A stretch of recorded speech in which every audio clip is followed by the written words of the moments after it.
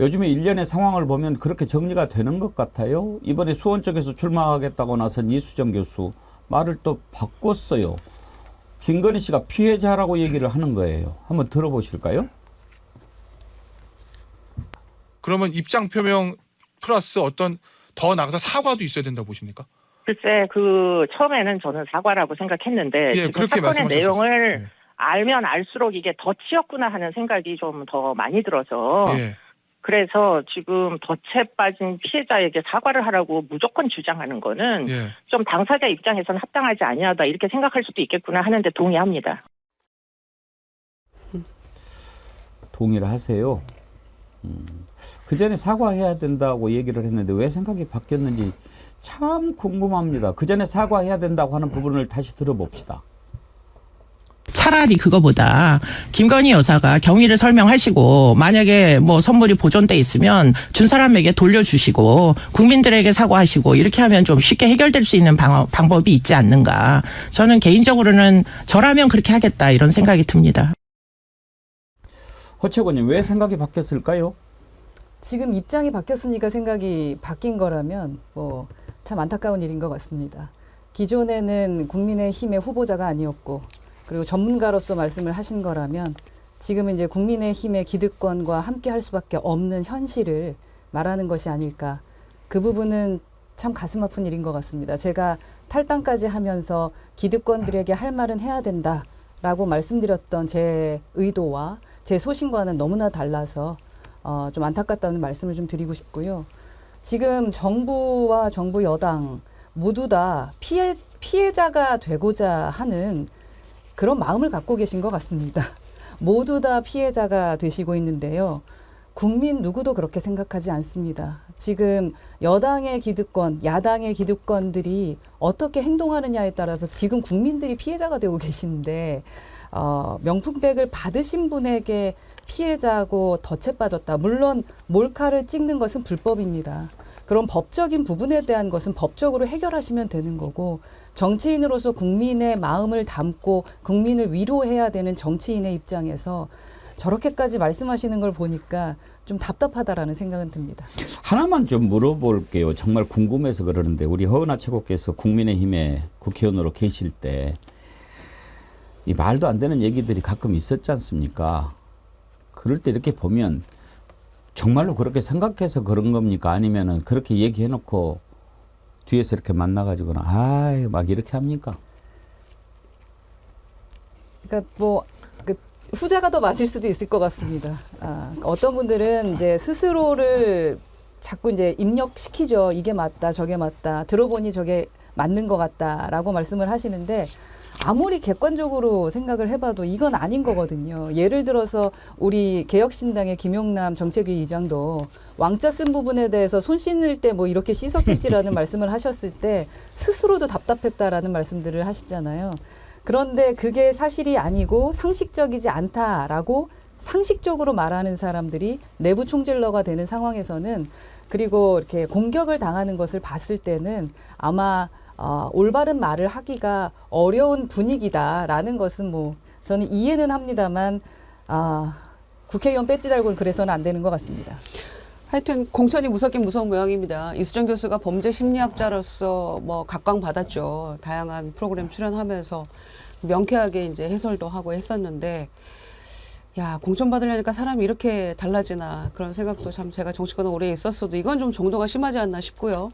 이제는 사과는 해야 된다라고 하는 말에서 어떻게 바뀌었냐면은 이제 국가보안법을 겁니다. 사실 실질적으로 거는 거죠. 북한을 수십 번 다녀온 목사의 덫에 빠진 것이다.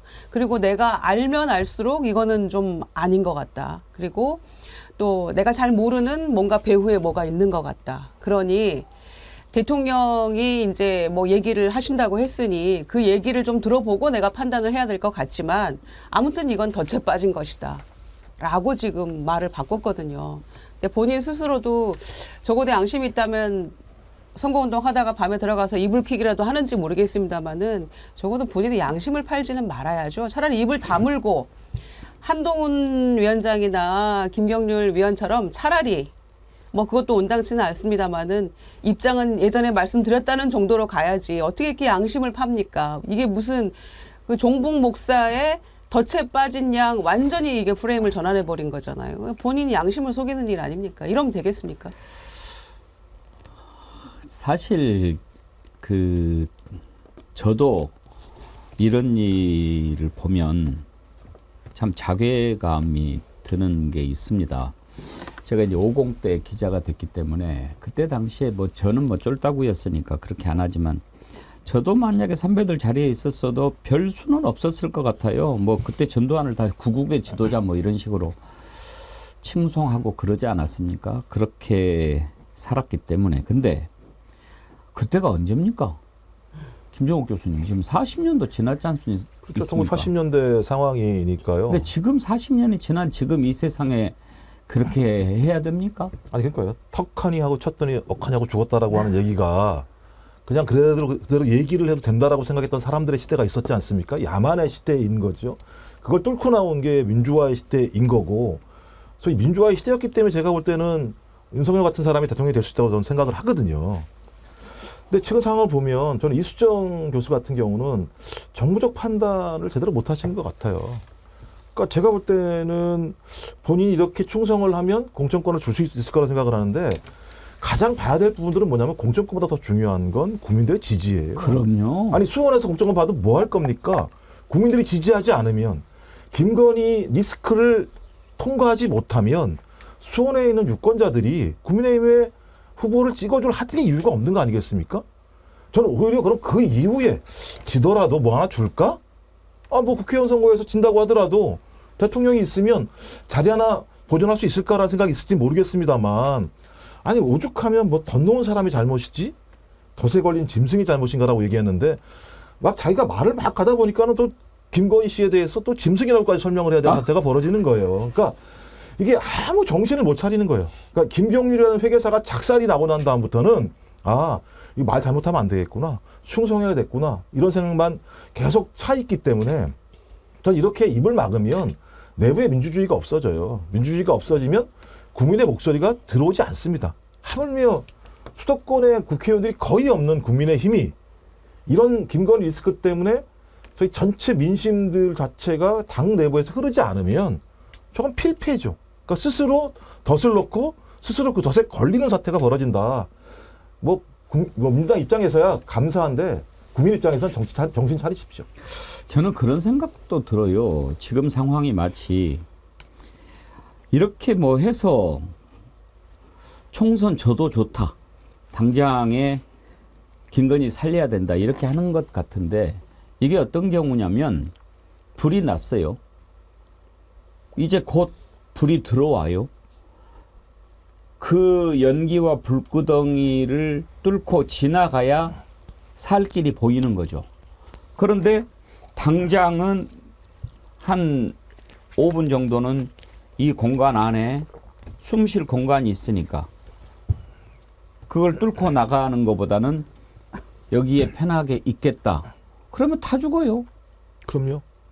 뭐 말씀하신 것처럼 불이 나면 옆에 있는 이불에다가 물을 적셔서 덮고라도 지나가야지 살 수 있는 거지 않습니까? 지금 많은 국민들은 김건희라고 하는 리스크 어떤 형태로 털고 가라라는 얘기들을 하고 있는 거고, 그걸 털면 그나마 국민들이 쟤들이 좀 정신은 차렸구나 라고 생각할 수 있을지 모르는데 지금 상황을 보면 진짜 스스로가 불구덩으로 뛰어드는 전국인데요. 문제는 이제 국민들이 참 고통받는다는 거죠. 국민들에게 상식이 전혀 인정되지 않는 시대. 그러면 1980년대 아까 배웅기 앵커께서 말씀하신 야만의 시대로 돌아가는 거기 때문에 어떻게 우리가 40년 전 야만의 시대로 돌아가는 것을 국민이 인정할 수 있겠습니까? 싸우는 수밖에 없는 거죠. 말 바꾸는 사람이 지금 이수정 교수 한 명만이 아닙니다. 마리 앙뚜아네트 얘기했다가 아주 혼이 났었죠. 김경률 비대위원도 그런 얘기를 하고. 한번 들어볼까요?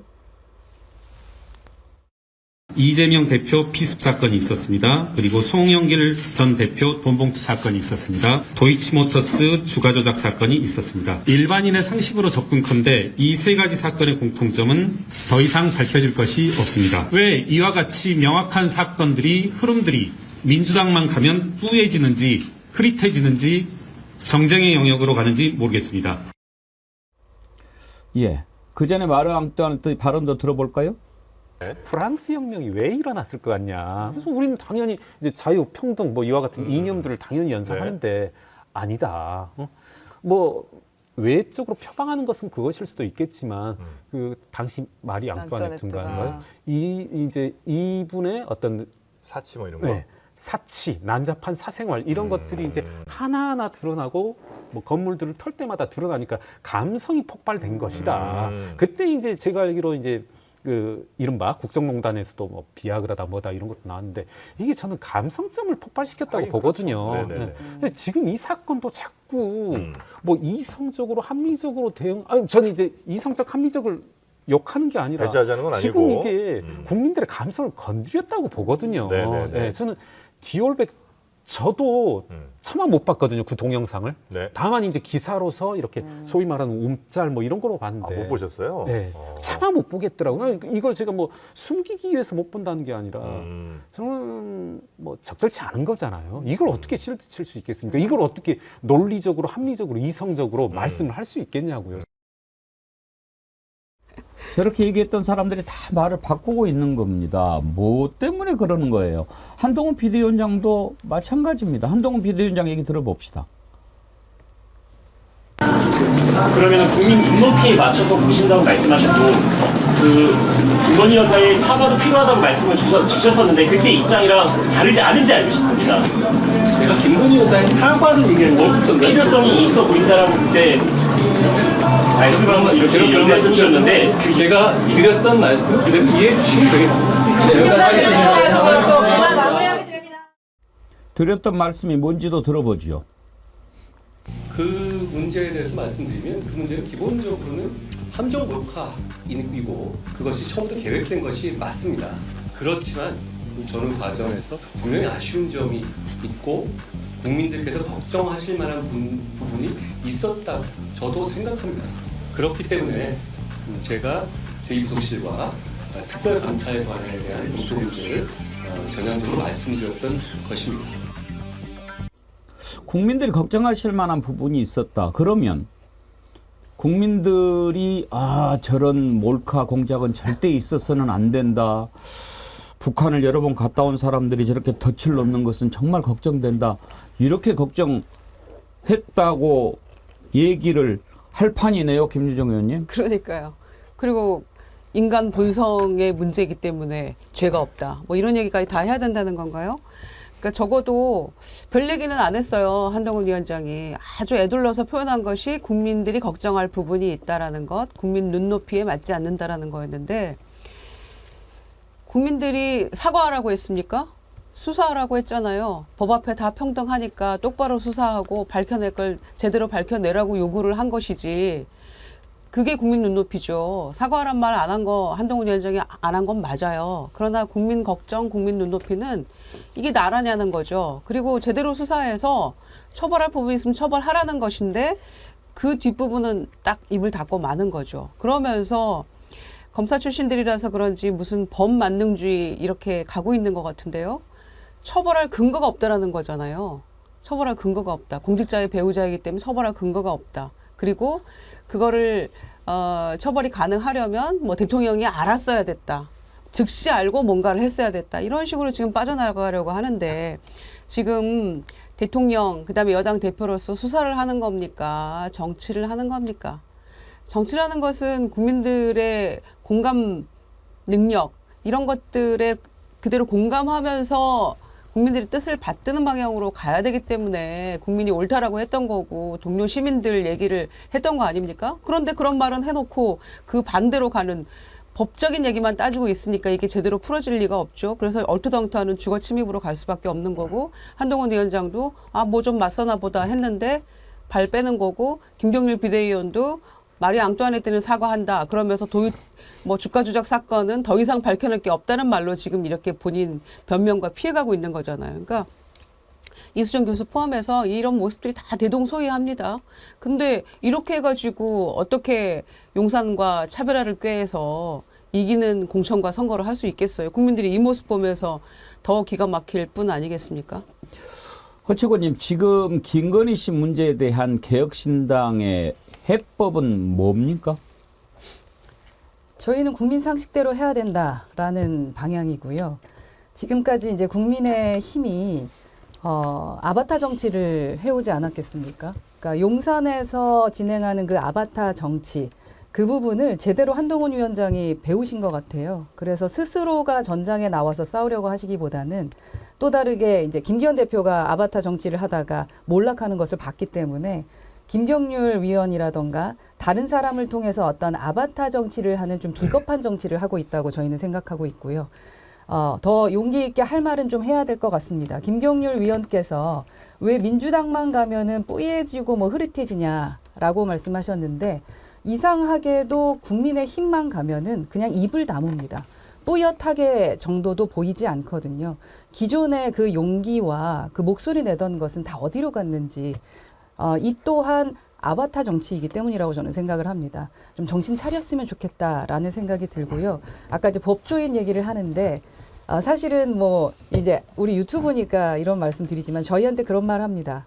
저희가 그러니까 개혁신당이 만약에 선거에서 만약 진다면 너희를 가만히 둘 거라고 생각하느냐라는 그런 말씀도 듣습니다. 기득권 검사들은 털고 털면 없던 죄도 만드는 사람들이다. 그렇기 때문에 되게 그 뭐랄까 저희를 압박하거나 기죽이는 말씀들 상당히 많이 하시거든요. 그래서 제가 법조인 아니면 이거 겁나서 살 수 있겠습니까? 라는 말씀을 드렸는데요. 기득권의 검사 출신들끼리도 세력 싸움을 좀 하고 있는 것 같은데 제발 기득권들의 싸움은 내려놓으시고 뭐 동료 시민 여러분이라는 말씀만 하실 게 아니라 정말로 국민 닮은 그런 정치, 겁주지 않는 정치 했으면 좋겠다라는 것이 저희 개혁신당의 입장입니다. 허 최고님도 좀 겁나십니까? 겁날 것 같으면 탈당 안 했습니다. 거기서 줄 섰으면 됐었고요. 뭐 저에게도 사실은 여러 가지 제안들이 있었고 왜 달콤한 거를 내밀지 않았겠습니까? 하지만 그거 하려고 저는 배치단 게 아니기 때문에 여기서 한번 끝까지 싸워보려고 합니다. 어떻게 풀어야 될까요, 김정우 원장님? 이걸 풀 수 있다고 생각하시는 겁니까? 제가 볼 때는 이거 부수거나 싸워서 무너뜨리지 않으면 근 2년 동안 비상시계 시대, 야만의 시대를 살아왔고 그나마 상식적인 국민들은 그래도 변하겠지. 아유, 사람이라면 변하겠지. 안 변하네? 안 변하네? 이렇게 지금 왔던 거거든요. 그러면 안 변하는 사람을 변화시키겠다라고 하는 그 노력을 할 시간에 저 사람은 안 변하니까 옆으로 내버리든 끌어내리든 해야 한다라고 판단하는 상황들이 지금 오고 있는데 하필이면 4월 달에 투표를 할 수 있는 그러니까 주권자들이 권리를 행사할 수 있는 것이 남아 있으니까 좋아, 그때까지는 내가 투표로서 응징하겠다고 생각하시는 것 같다는 생각이 많이 들고요. 전 그래서 지금 국민들이 할 수 있는 것들은 민주적 제도가 부여하고 있는 두 가지의 권리가 있다. 하나는 투표를 통해서 국회 권력을 갖다가 더 강력하게 바꾸는 것이 하나가 있을 것이고요. 그것으로도 안 된다는 생각이 들면 제가 매번 말씀드리는 겁니다만 미국 독립선언이나 프랑스 인권선언에도 폭정을 하는 정부가 있다면 그 폭정하는 정부에 맞서서 반란을 일으키는 것은 권리이자 의무라고 규정한 게 있습니다. 저 그렇다면 민주주의자들, 민주주의를 신봉하는 시민들은 그런 길을 가야 되는 거죠. 그런 길을 통해서 나쁜 행위를 하는 자는 어떠한 말로가 오는지에 대해서 정확히 보여주는 것이 또 저는 그것이 우리 대한민국의 민주주의 역사였다고 생각을 합니다. 자, 김건희 여사 해법과 관련해서 저간의 사정은 우리가 익히 아는 바입니다.